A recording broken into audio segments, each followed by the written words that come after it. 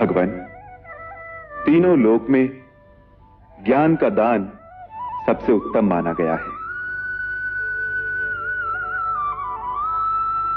हम याचक हैं, अल्पबुद्धि हैं, आप त्रिकालदर्शी हैं। हमें जिस योग्य समझें वही शिक्षा प्रदान करने की कृपा करें।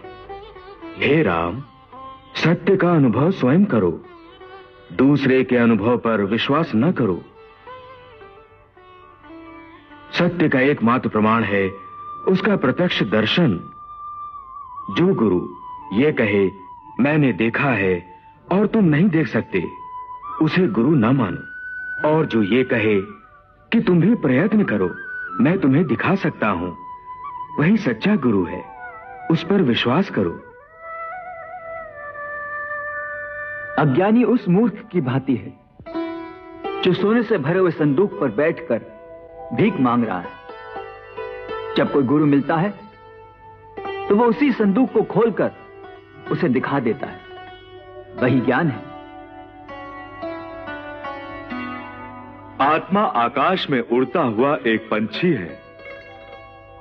जैसे आकाश की ऊंचाई से धरती के ऊंचे ऊंचे पहाड़ भी बहुत छोटे दिखाई देते हैं, उसी प्रकार आत्मा की ऊंचाई से जीवन को देखा जाए तो जिन बातों को प्राणी बहुत बड़ा समझता है वो बहुत गौड़ हो जाती है।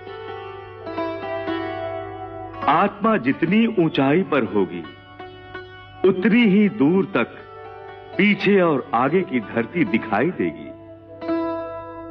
ऊंचाई से आप देख सकते हैं कि इस कठिन पहाड़ के उस पार एक सुंदर झील भी है।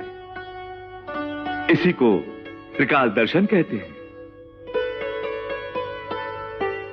भगवान, वेद और श्रुति के अनुसार सबसे बड़ा धर्म क्या है और सबसे बड़ा दुष्कर्म क्या है?